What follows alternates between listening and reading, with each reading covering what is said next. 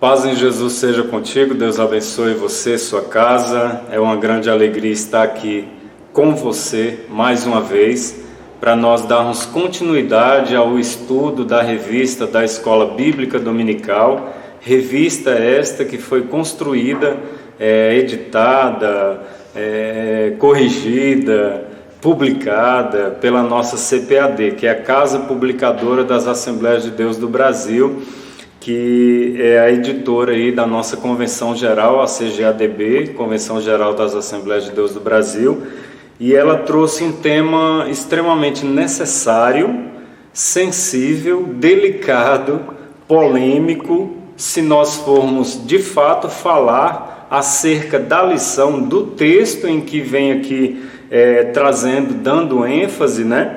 Que é os livros de 1 e 2 Samuel, em especial a lição passada de número 4, que foi a degeneração da liderança sacerdotal, e eu fiz comentários aqui e algumas pessoas acharam que foram muito duros, mas eu não estou falando nada que está fora da lição.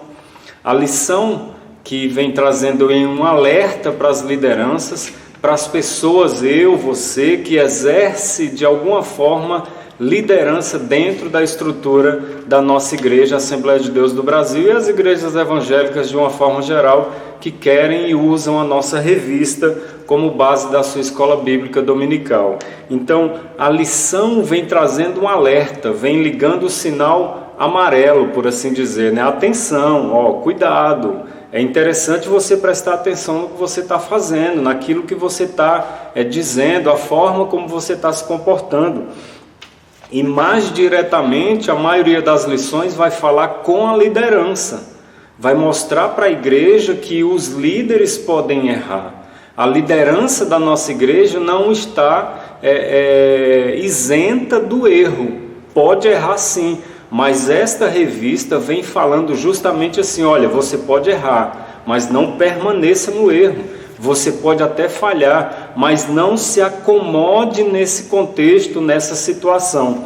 Daí, a lição passada de número 4, se você não assistiu ainda, volte lá e dê uma olhadinha, que eu faço alguns comentários, dou alguns exemplos que são necessários para a lição, porque se eu não der esses exemplos, como é que a pessoa vai entender o contexto em que estava acontecendo lá, nos livros de 1 e 2 Samuel, como é que vai aplicar hoje aqui para os nossos dias. Então esses exemplos são para enriquecer, para abrir a nossa mente, para que eu, você, os nossos líderes e nós que em algum momento exercemos liderança na igreja, percebamos que se nós errarmos, Deus também irá nos cobrar da mesma forma que nós dizemos, e é dito várias vezes nos púlpitos das igrejas, olha, se você pecar, se você falhar, Deus vai pesar a mão. Não é assim que é dito aí sempre, nos 4 cantos do nosso país? Da mesma forma, se a liderança da igreja errar, se a liderança da igreja permanecer no erro, a mão de Deus também de alguma forma vai achá-la. Então é a lição, eu estou aqui quase que literalmente lendo a lição e faço uns comentários, dou alguns exemplos para que fique de uma forma melhor para as pessoas que me assistem entenderem. E eu quero crer que a maioria que está aqui assistindo este vídeo são pessoas que buscam uma referência, são professores, são alunos da escola dominical, não são pessoas de fora da igreja. E por esse motivo, o que eu falo aqui, todo mundo já sabe, todo mundo já viu em algum momento acontecer. Então não tem nada de novo, eu só estou aplicando para a lição que a CPAD nos deu neste trimestre, que é muito boa por sinal. Mostrando aqui o governo divino em mãos humanas. Quando o governo divino está em mãos humanas, a falha acontece, o erro acontece, o pecado acontece, porque somos homens, somos falhos, somos mulheres, somos falhas. Por isso, esta lição é muito importante para nós. E hoje nós estaremos aqui ministrando a lição de número 5, que estará sendo aplicada aí na sua igreja no dia 3 de novembro, agora, próximo domingo, e tem como título A Instituição da Monarquia em Israel. O texto áureo aqui está em 1 Samuel, capítulo 8, versículos 4 e 5, que diz assim: Então todos os anciãos de Israel se congregaram e vieram a Samuel a Ramá e disseram-lhe: Eis que já estás velho e teus filhos não andam pelos teus caminhos. Constitui-nos, pois, agora um rei sobre nós, para que ele nos julgue, como tem todas as nações. É muito falado sobre esse texto aqui, dizendo que o povo tinha rejeitado o governo de Deus, entre aspas, tá? Governo de Deus, entre aspas, porque quem estava à frente do povo era Samuel, e seria um outro sacerdote, um outro profeta, e o povo aqui, com medo de que as coisas que aconteceram nos tempos do sacerdote Eli e os filhos dele voltassem a acontecer, porque os filhos de Samuel não seguiram os passos do pai. Então, como Samuel estava próximo da morte, o povo ficou com medo de acontecer a mesma coisa que havia acontecido com os filhos de Eli, os filhos de Samuel assumindo a liderança do povo de Israel, os filhos de Samuel que não davam um exemplo, não vou dizer no mesmo nível dos filhos de Eli, mas os filhos de Samuel também não seguiram os passos do profeta Samuel.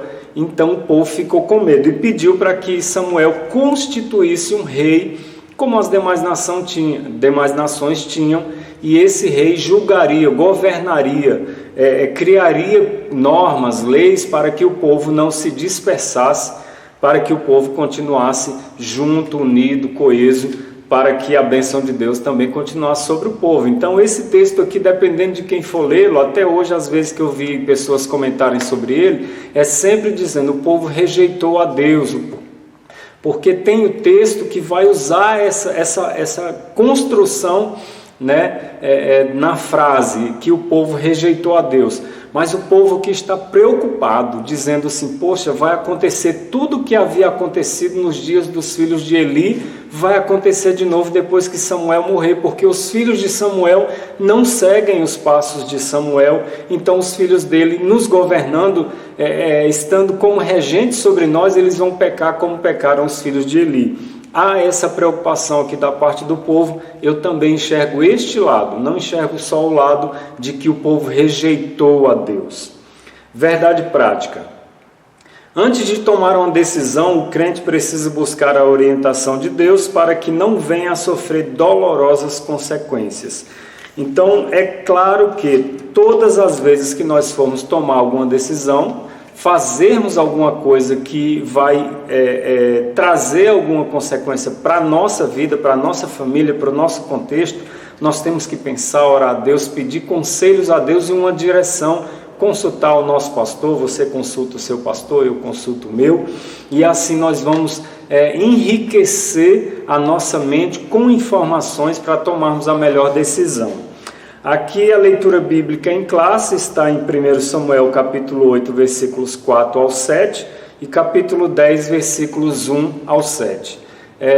Antes de começarmos aí na introdução, tem um botãozinho aqui, se você não é inscrito, se inscreve aí no canal, depois vai aparecer um sininho, você clica no sininho, que todas as aulas chegarão para você aí, Se inscreve e clica no sininho, para que as aulas cheguem para ti, tá bom? Aquilo que a gente estiver postando aqui no canal vai chegar aí para você toda semana, para a gente estar sempre conversando aí acerca da Bíblia Sagrada, a partir da revista da Escola Bíblica. Aqui na introdução: embora a monarquia fosse um desejo nacional, falando aqui do povo de Israel, embora a monarquia fosse um desejo nacional, Deus interveio e, segundo a sua vontade, estabeleceu essa forma de governo. Então eu não fico surpreso aqui se foi Deus mesmo quem construiu este momento, Partindo do princípio que Deus é soberano, que Ele queria e sabia que o povo de Israel precisava, a partir daquele momento, de um rei. Então Deus despertou também no coração do povo o desejo de ter um rei. Já que os filhos de Samuel não seguiram os seus passos, havia um risco dos filhos de Samuel cometerem os mesmos ou piores pecados que os filhos de Eli. A nação ficou com medo depois que Samuel morresse, de entrar os filhos de Samuel para a liderança e eles fazerem as mesmas besteiras. Então eu não fico surpresa que se Deus mesmo tenha despertado no coração do povo o interesse por pedir a Samuel que constituísse um rei. Então não tem nenhuma coincidência aqui, né? Deus está no controle aqui, no contexto Deus está conduzindo a história da nação do povo de Israel. Aqui no primeiro tópico, por que a monarquia? Né? É uma pergunta, por que a monarquia? Por que um rei? Por que um soberano, falando de contexto humano? Por que não um outro tipo de governo? Por que a monarquia? Primeiro subtópico, um sentimento de orgulho nacional. O desvio de Israel teve origem em sua desobediência a Deus. Os israelitas só o buscavam em tempos de crise. Então, geralmente, o povo de Israel se esquecia de Deus, ia lá, bagunçava, fazia as besteiras deles. Aí, quando o problema estava instalado, a consequência dos pecados deles estavam acontecendo contra o povo, eles iam lá e corriam aos pés do Senhor, pediam misericórdia, e Deus, por bondoso que é, tinha misericórdia do povo depois que eles clamavam pelo Senhor, né? Segundo a Bíblia, Deus chamou Israel para ser um líder espiritual do mundo. Então, a intenção de Deus, na minha visão, e falando de uma forma mais tranquila para que todos nós entendamos, Deus levantou a nação de Israel para que a nação de Israel fosse uma nação sacerdotal para as demais nações. A nação de Israel seria como a tribo de Levi era para as 12 tribos de Israel.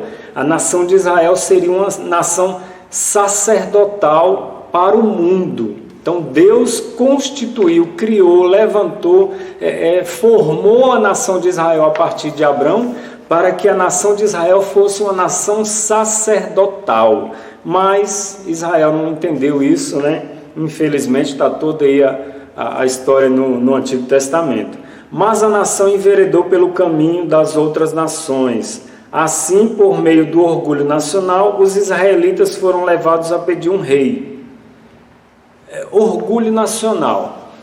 Se eu tenho do meu lado uma nação que está sendo bem administrada e essa administração é um rei, é uma monarquia, é uma forma de governo onde um homem governa todos os demais. Claro que tem pessoas que estão em seu entorno, considerando o presidencialismo, né, que é o caso do Brasil. Tem o presidente, tem os ministros, secretários, auxiliares, enfim. O rei não era, a monarquia não é diferente. Tem um rei, mas tem pessoas em sua volta. É claro que a última palavra é do rei. Não é diferente. A última palavra aqui, basicamente, é do presidente, porque se o Congresso manda uma lei, cria uma lei, mas se o presidente não der a sua sanção, o Congresso até pode fazer alguma coisa ainda, mas a última palavra, em tese, é do presidente. Então, na monarquia não é muito diferente do regime de governo que nós temos no Brasil. Então, aqui o povo percebeu que as outras nações tinham um governo, tinham um rei, e esse rei tinha um exército, defendia a sua nação, criou o regimento como é que eu posso dizer? Para o povo, né?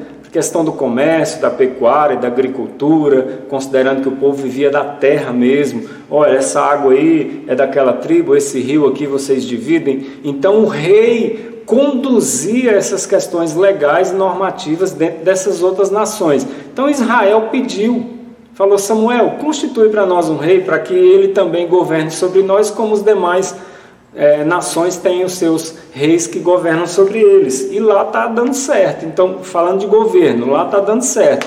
Então, faça conosco também, para ver se dá certo com a gente. Nós precisamos de um governo, de alguém que nos conduza. Esse foi o pedido da nação de Israel para Samuel.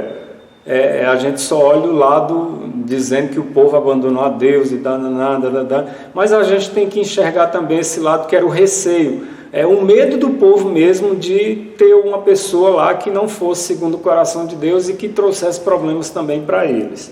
Segundo o coração de Deus, coloca entre aspas, tá? Nesse caso, adotar o regime monárquico, segundo o modelo pagão, significava rejeitar a liderança divina representada por Samuel. Rejeitar a liderança divina. Nesse modelo aqui de monarquia, o povo estava rejeitando o governo. Não, eu penso que não, porque os profetas e sacerdotes continuariam, né? A tribo de Levi continuaria atuando dentro da nação de Israel, conduzindo as questões religiosas. Só que para a parte de governo, a parte administrativa, legislativa, executiva, legislativa e judiciária, estava na mão do rei. Então, cada um enxerga de uma forma. Eu enxergo os dois lados aqui, não enxergo só o lado de que o povo rejeitou o governo divino, até porque Deus não governava aqui, quem governava era Samuel, orientado por Deus. Então, vamos considerar os dois lados da moeda aí.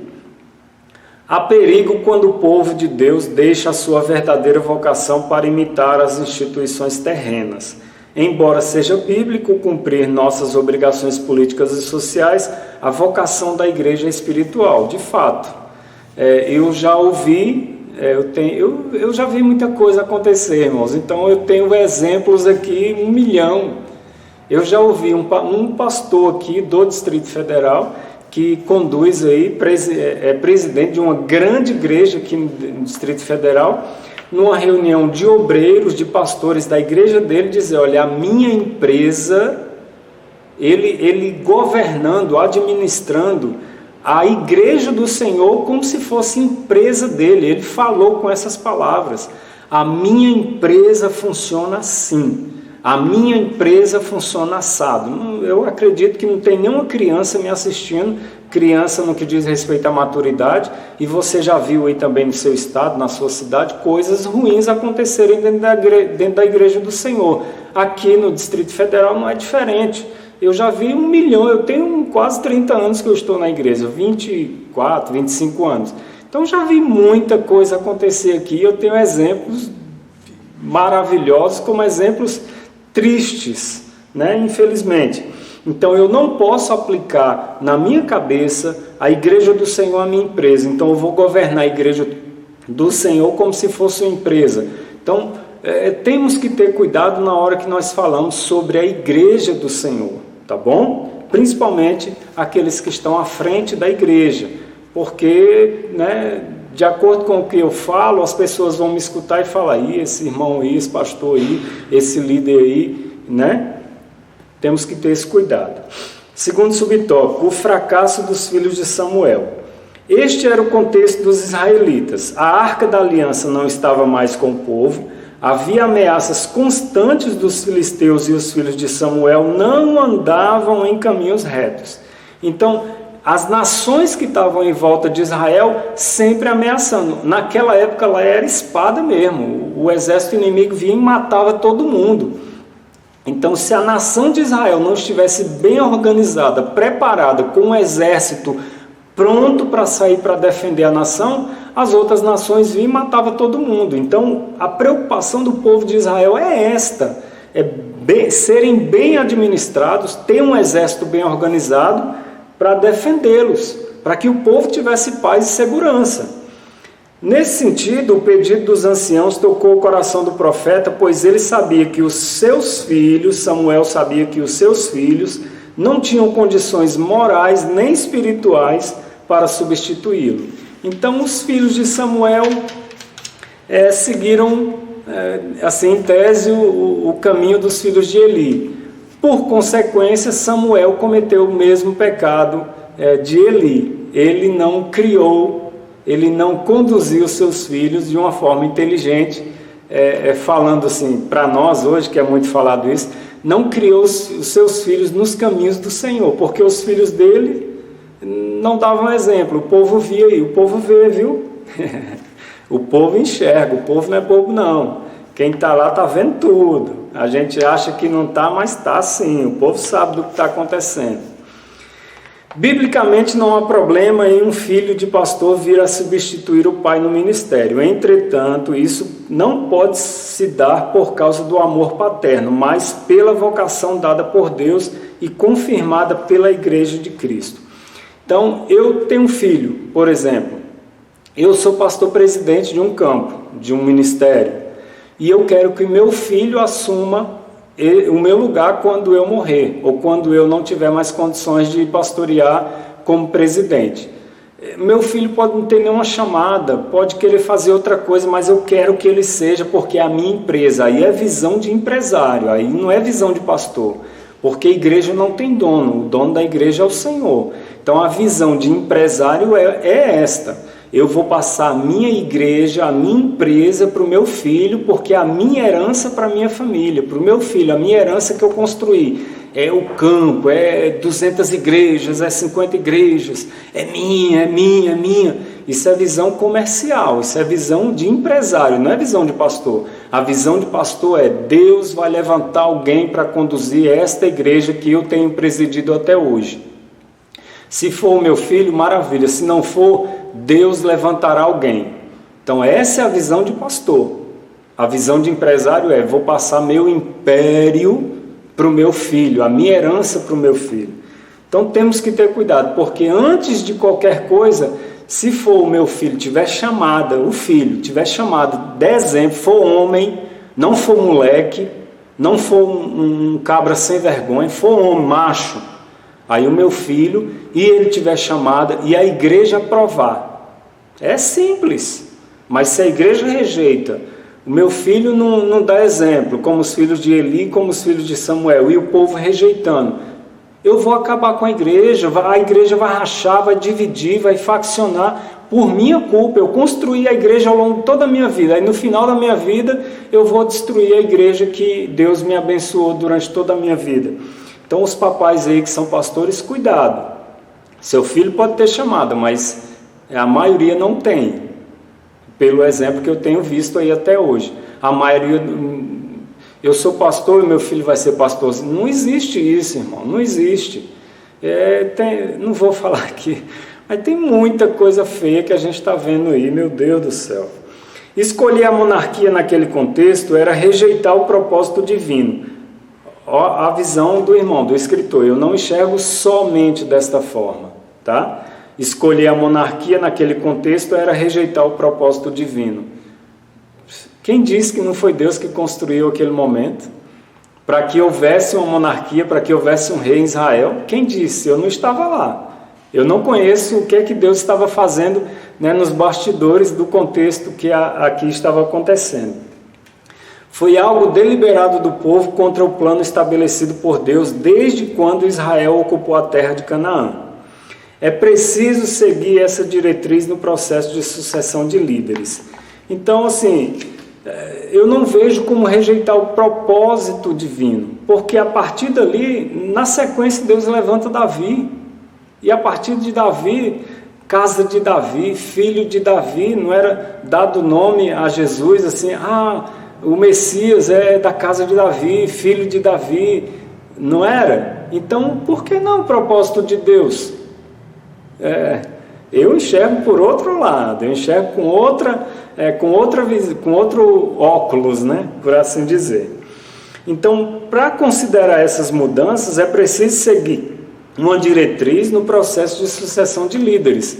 Então, se na minha igreja eu não serei mais pastor por idade, questão de saúde, tem que entrar uma outra. Quando é questão de ministério, mudança de pastor, às vezes a cada 4 anos, a cada 10 anos, cada ministério tem a sua visão.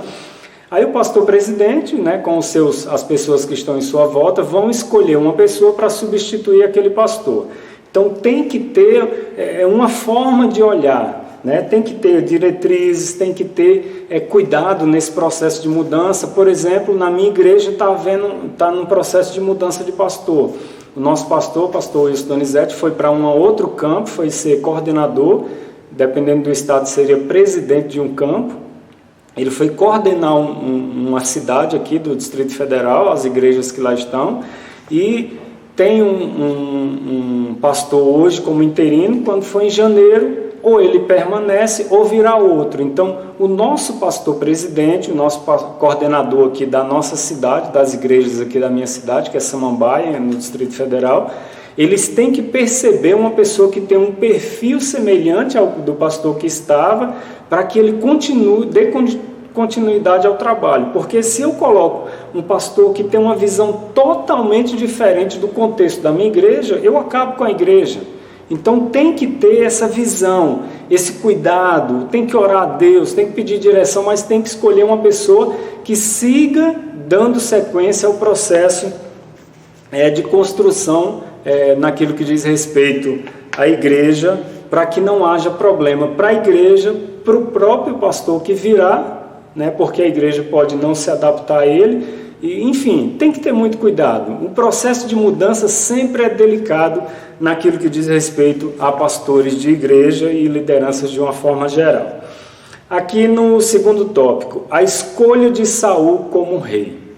Primeiro subtópico, por que Saul?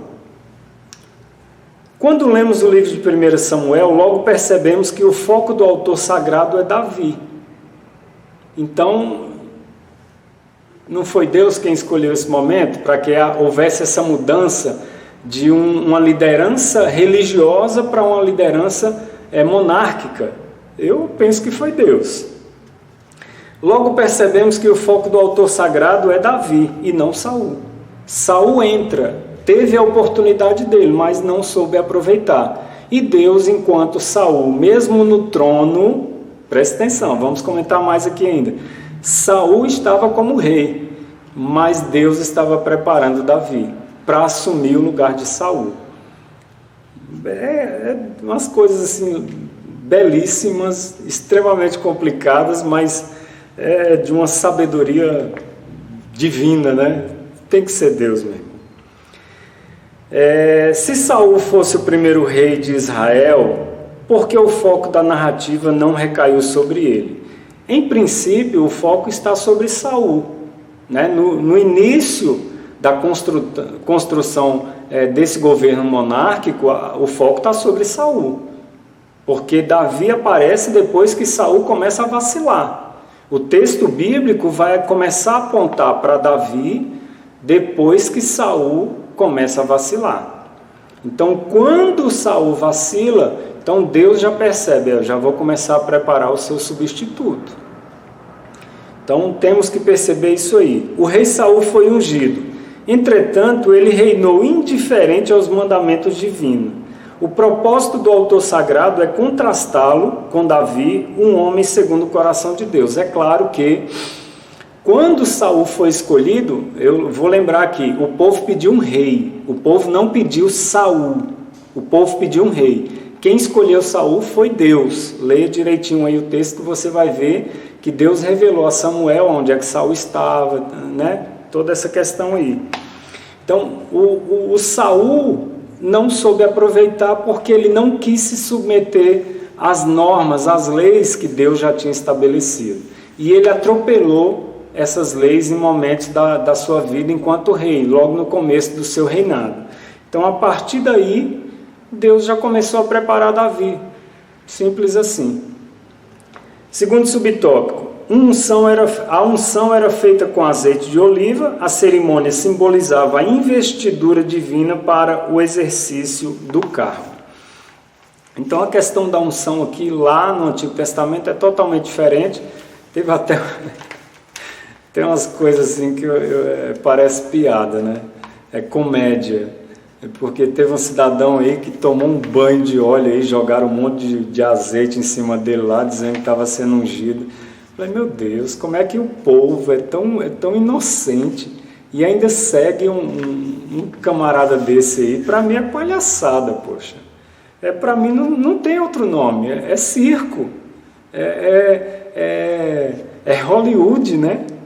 Hollywood cinematográfico, aquelas coisas assim de filme, o cara faz todo aquele estardalhaço para chamar a atenção para o povo. Eita, é ungido do Senhor. Para, né? Para. Hoje não necessitamos do azeite para a separação de obreiros para o ministério da palavra. Basta a imposição de mãos do presbitério, referência em 1 Timóteo 4,14, 2 Timóteo 1,6. Então hoje não precisa mais derramar azeite, né? Fazer igual o cidadão lá, com as roupas lá toda... Eu acho que você deve saber, porque eu recebi um videozinho rápido disso aí. Não procuro. As pessoas às vezes mandam, a maioria eu não abro, Mas esse aí foi um absurdo tão grande que eu passei quase uma semana rindo, né? Lembrando daquela imagem. Falei, meu Deus, como é que será que esse cara nunca leu a Bíblia e se diz aí, né? Quase um Deus, né? Meu Deus do céu. Enfim, hoje é a imposição de mãos do presbitério, ou da liderança da igreja. Então, o Fábio vai ser separado a diácono. Então, vem a liderança da igreja, ora pelo Fábio e os demais obreiros que ali estão sendo consagrados. O Fábio vai a presbítero. Da mesma forma, uma cerimônia ali, geralmente é em convenção, né? Tem a convenção do ministério, então ali acontece a unção e a separação dos obreiros. Mas a unção é pela imposição de mãos e a oração dos pastores, para que assim Deus abençoe aqueles novos obreiros que estão chegando ao ministério. Terceiro subtópico, os sinais de confirmação da unção. 3 são os sinais que confirmaram a unção de Saul como rei de Israel. Saul, tá? A unção de Saul como rei de Israel. Primeiro, Saul encontra as jumentas perdidas de seu pai. Foi a sequência que Deus falou a Samuel. Saul encontra as jumentas perdidas de seu pai. Segundo, ele encontra 3 homens no monte Tabor, um levando 3 cabritos, outro 3 bolos de pão e outro um odre de vinho. 3, a capacidade de profetizar pelo Espírito de Deus. Então, houve uma sequência. Deus mostrou para Samuel que aquele camarada seria o rei de Israel, no caso aqui, Saul. Não é Davi ainda, é Saul. Quem é chamado para o ministério precisa aplicar-se ao trabalho. Então, se eu fui chamado para o ministério, eu preciso me dedicar à igreja, ao trabalho da igreja. É claro que se eu não sou o pastor da igreja, eu sou um obreiro que auxilia o pastor, posso ser o diácono, presbítero, evangelista, ou mesmo pastor, mas não sou o pastor da igreja local. Eu estou ali para auxiliar o meu pastor, para ajudá-lo, para trabalhar junto com ele. Todavia, existem situações em que obreiros não conseguem fazer isso de uma forma mais presente, porque o obreiro tem trabalho, o obreiro tem família, o obreiro tem responsabilidade, tem que estudar, né? Estudar é uma coisa muito séria, que o obreiro tem que fazer. Tem que ler a Bíblia, sim, é obrigação. Ler a Bíblia, para mim, Fábio, um diácono, para ser separado ao diaconado, no mínimo ele tinha que ter lido a Bíblia 2 vezes, a Bíblia, só a Bíblia, 2 vezes, para diácono. Para presbítero, 5 vezes. Para ele ser consagrado a presbítero, para mim, ele tinha que ter lido a Bíblia 5 vezes pelo menos. Evangelista e pastor é de 10 vezes para frente, para mim, né? No meu conceito, na minha concepção. Estudar é obrigação, ler a Bíblia é obrigação, estudar é necessário. Então, obreiro que não conhece a Bíblia, vai falar o que no púlpito? Vai repetir as mensagens que ele escuta por aí, de outros, que eu já vi demais também, né? A gente vê isso aí, o povo enxerga, o povo não é bobo não. Terceiro tópico, o rei que o povo escolheu, tá vendo? O rei que o povo escolheu, olha o título, né? Quem escolheu o rei, o cargo foi o povo, mas quem ia ocupar o cargo foi Deus. Primeiro subtópico, uma escolha pautada na aparência. Para o povo, Saul era um candidato que enchia os olhos. O povo não via nada além do que a aparência humana, mas Deus, que sonda todas as coisas, conhecia o coração de Saul. Quem pediu o cargo foi o povo, um rei, cargo, função. Quem escolheu a pessoa para ocupar o cargo e essa função de rei foi Deus. Então foi Deus quem olhou para a aparência de Saul, porque quem escolheu Saul foi Deus, não foi o povo. O povo não chegou lá e falou: Samuel, nós queremos Saul como nosso rei. Não, foi Deus quem disse: Samuel, vai, porque vai acontecer isso, isso e isso, e você vai achar a pessoa que vai assumir o cargo de rei. O povo pediu um rei, o povo não pediu Saul, tá bom? Quem escolheu Saul foi Deus. Segundo subtópico, os direitos do novo rei. O profeta Samuel esclareceu que o rei teria os seguintes privilégios: todos estariam sob o poder do novo rei e prontos para servi-lo na guerra, no trabalho, no campo e da cozinha real, na implantação de impostos, no confisco de escravos para o trabalho, na produção de perfumes, na cobrança dos dízimos da produção. No Antigo Testamento, essa é a única vez que se trata de dízimo cobrado pelo rei. Então, impostos, o povo quer um rei, beleza, mas para manter uma monarquia, tem que ter servos do rei, tem que ter palácio, tem que ter exército, tem que ter imposto, vai ser criado imposto, vocês vão ter que pagar, o povo aceitou. Então, assim, para nós termos um governo sobre nós, esse governo vai ser sustentado pelo povo, não tem para onde correr. Então, o povo tinha que perceber isso. E o povo entendeu que seria muito oneroso para eles, muito caro manter esse rei, essa monarquia, mas eles queriam, porque eles queriam alguém para administrá-los, para governá-los e para defendê-los, sobretudo, das nações inimigas que estavam no seu entorno.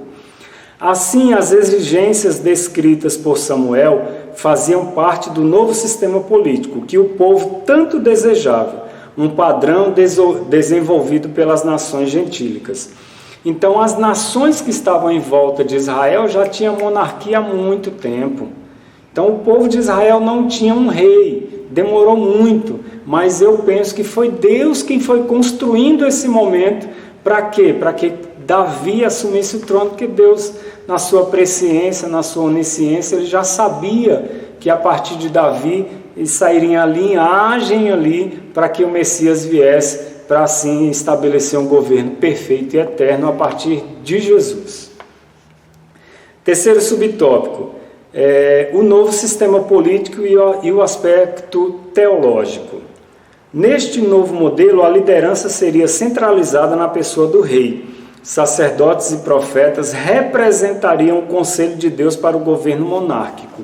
Então, há agora um governo, há um rei agora em Israel, então os sacerdotes, os profetas vão auxiliá-lo com conselhos, porque esse rei, considerando que é a nação de Israel, esse rei tem que se submeter às leis divinas, tem que se submeter ao conselho que vem da parte de Deus para ele. Quem é que vai aconselhar o rei? Quem é que vai repreender o rei? Quem é que vai chegar no rei e falar, rei, Deus ao longo da história de Israel não falou isso aí, Deus estabeleceu isso através de Moisés, através de Abraão, os patriarcas e tal. Então o trabalho agora dos sacerdotes e os profetas eram aconselhar o rei para que esse governo agora que está iniciando fosse conduzido a partir dos conselhos dos que representavam Deus aqui na terra, que eram os sacerdotes e os profetas.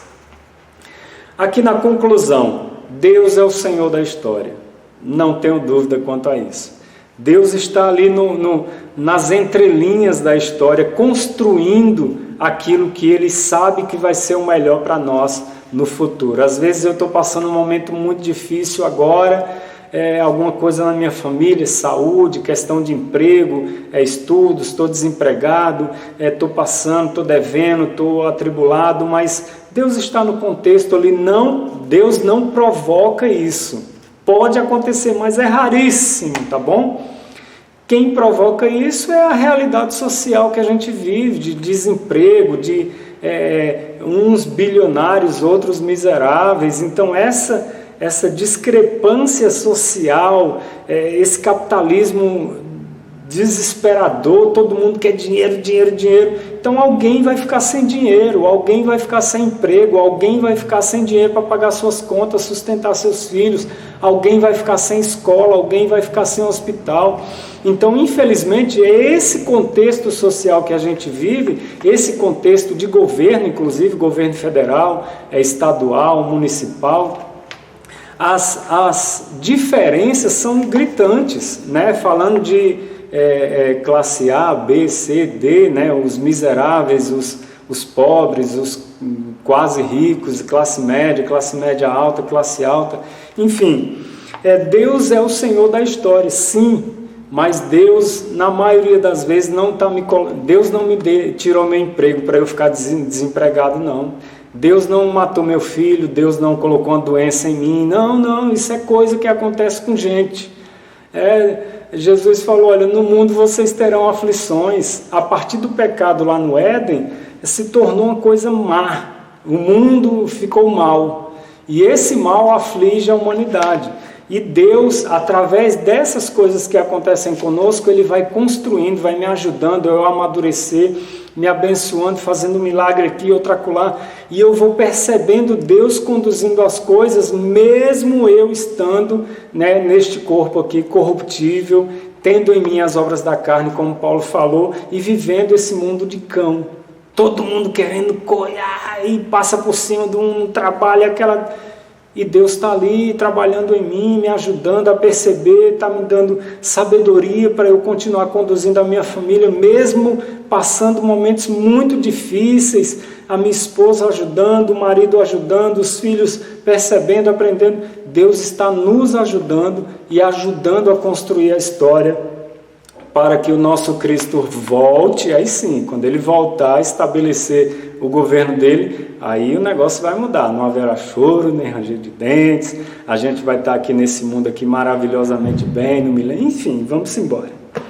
Não podemos perder de vista que o Pai é quem governa a nossa vida como cristãos. Então, eu creio que Deus está nos conduzindo, mesmo nos momentos que nós passamos nos nossos pecados, a gente comete pecado e a consequência vem.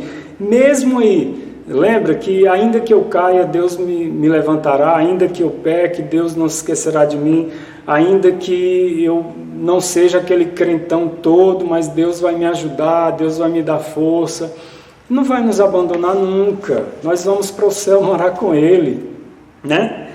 Terminamos aqui esta lição, mais uma, né? Graças a Deus, essa revista está maravilhosa, maravilhosa, só não aprende quem não quer, né? E aqui a gente, falando hoje aí sobre a instituição da monarquia em Israel, a gente vai dar sequência nas próximas lições. Semana que vem tem mais uma, né?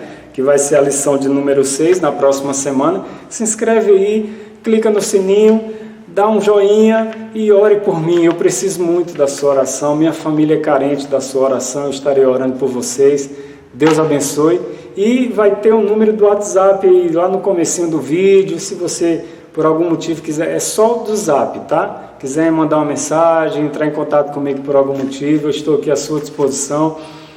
Aquilo que eu falo aqui, aqui eu tenho mais liberdade de falar o que eu quero. Né? Se eu for na igreja, é claro que eu não vou falar coisas que vão ser agressivas ao povo, que nem sempre o povo tem maturidade para entender o que deveria ser dito, né? Enfim, mas aqui é o meu espaço. Aqui eu posso falar o que eu quero dentro do contexto da lição. Não vou fugir da lição, mas aqui eu posso falar o que eu quero, porque aqui é o meu espaço, né? Aqui eu não estou no púlpito da igreja. E aqui eu posso falar abertamente porque as pessoas que vêm buscar essa aula são professores, são pessoas maduras, são alunos que já sabem, já leram a Bíblia, já conhecem a Bíblia e não vão se escandalizar em uma outra coisinha que eu falo aqui que é um pouco mais forte, né, com relação a exemplos, porque é necessário ter exemplos e aqui eu sempre vou estar falando assim, né? Ore por mim, eu preciso. Deus te abençoe e até a próxima aula.